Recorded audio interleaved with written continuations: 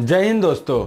आज के समय में हर कोई अपना भविष्य उज्जवल देखता है और अपने भविष्य को संवारने की पूरी कोशिश करता है।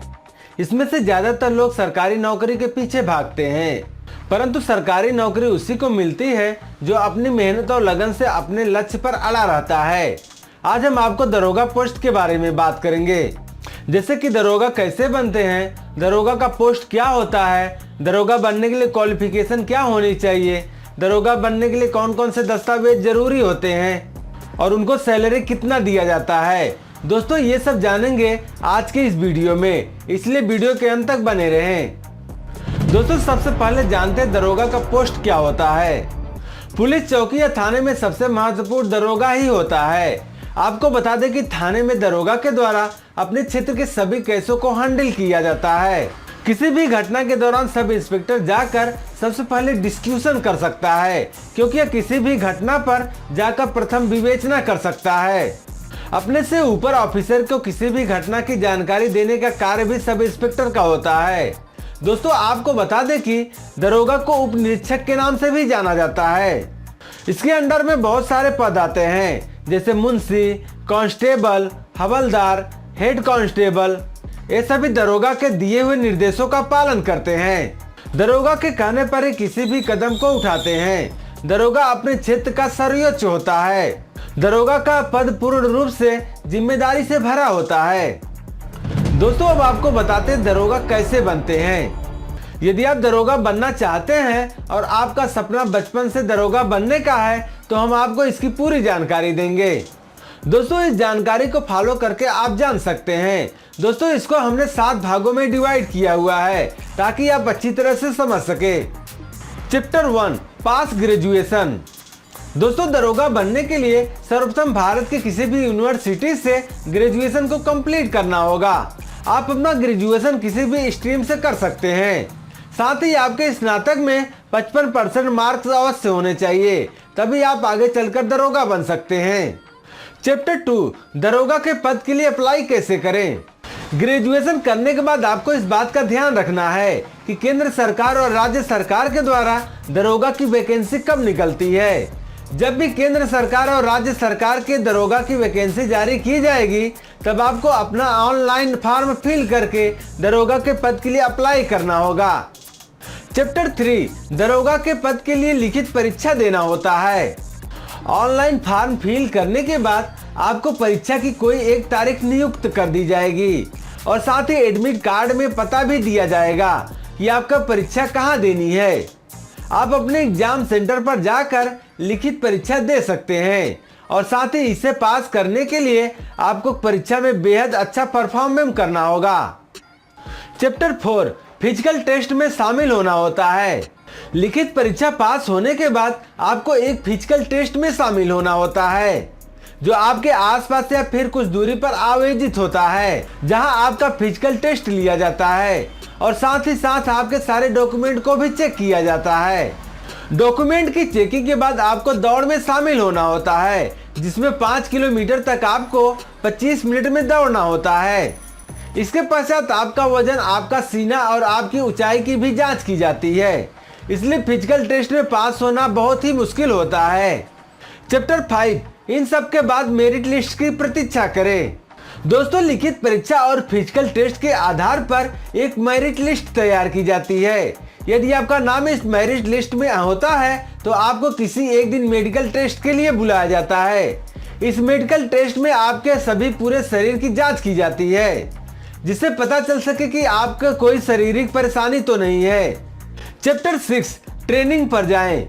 दोस्तों मेडिकल टेस्ट में पास होने के बाद आपको ट्रेनिंग के लिए भेज दिया जाएगा। यह ट्रेनिंग 6 महीने से 1 साल तक चलती है, जिसमें आपको सब इंस्पेक्टर की सारी एक्टिविटीज के बारे में बताया जाता है।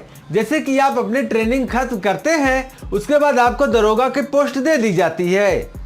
चैप्टर 7 पोस्ट ग्रहण करें। दोस्तों अब आपको उस राज्य में थाने का चार्ज सौंप दिया जाता है जिस राज्य के लिए आपने आवेदन किया था। इस तरह इस पूरी प्रक्रिया को फॉलो करके आप दरोगा बन सकते हैं, परंतु उसके लिए आपको कड़ी मेहनत भी करनी होती है। दोस्तों अब आपको बताते हैं दरोगा बनने के लिए योग्यता।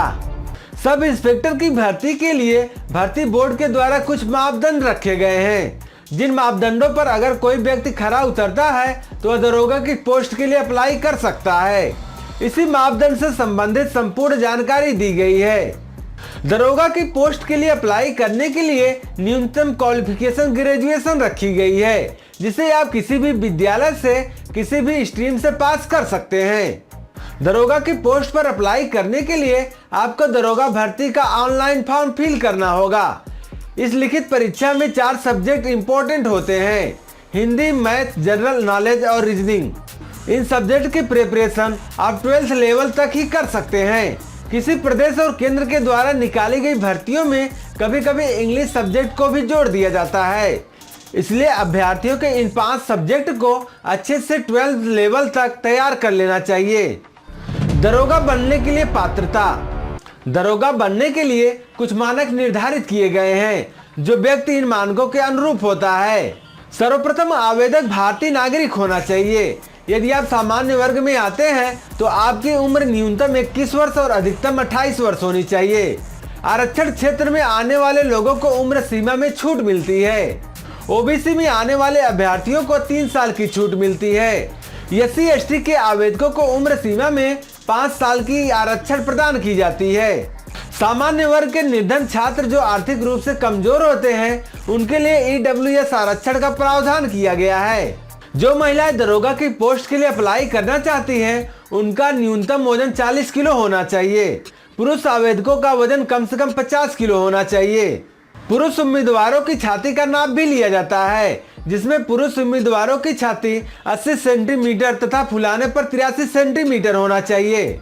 पुरुष और महिला दोनों उम्मीदवारों को मानसिक व शारीरिक दोनों रूप से बिल्कुल स्वस्थ होना चाहिए। उनकी आंखों में किसी प्रकार की कोई समस्या नहीं होनी चाहिए। उन्हें हर चीज बिल्कुल साफ दिखना चाहिए। जो महिलाएं ओबीसी, जनरल और SC के अंतर्गत आती हैं, उनकी लंबाई 152 सेंटीमीटर होनी चाहिए। अनुसूचित जाति के पुरुषों की लंबाई 160 सेंटीमीटर होनी चाहिए।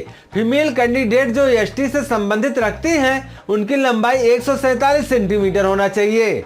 दरोगा बनने के लिए दस्तावेज। दोस्तों, दरोगा बनने के लिए आपको ऑनलाइन एक फॉर्म फिल करना होता है, जो भर्ती बोर्ड के द्वारा जारी किया जाता है। उस फॉर्म को फिल करने के लिए आपको कुछ डॉक्यूमेंट की आवश्यकता होती है। आपके पास आपकी ग्रेजुएशन की मार्कशीट होना चाहिए। ओबीसी, SC या ST आरक्षण श्रेणी में आते हैं तो आरक्षण का सर्टिफिकेट भी होना चाहिए। यदि आप स्पोर्ट कोड से आते हैं तो आपके पास स्पोर्ट कोटा का सर्टिफिकेट होना चाहिए। इसमें Aadhaar card, email ID, phone number, signature, passport photo, चरित्र प्रमाण पत्र। यदि आप जनरल कैटेगरी से आते हैं और आर्थिक तौर पर कमजोर हैं तो आपके पास CWS का सर्टिफिकेट होना चाहिए। दोस्तों, आपको बताते दरोगा का काम क्या होता है। दरोगा की पोस्ट कांस्टेबल की पोस्ट से बहुत बड़ी होती है। इसका मतलब कांस्टेबल की पोस्ट दरोगा के नियंत्रण में होती है। कांस्टेबल दरोगा के बताए गए निर्देशों के अनुसार काम करते हैं। दरोगा अपने हर काम में कांस्टेबल की सहायता लेता है। यदि वह किसी केस की विवेचना कर रहा है तो उस कार्य के लिए भी दरोगा को कांस्टेबल की आवश्यकता होती है। उस थाने के अंतर्गत आने वाले सभी निचले अधिकारी दरोगा के आदेश के अनुसार काम करते हैं।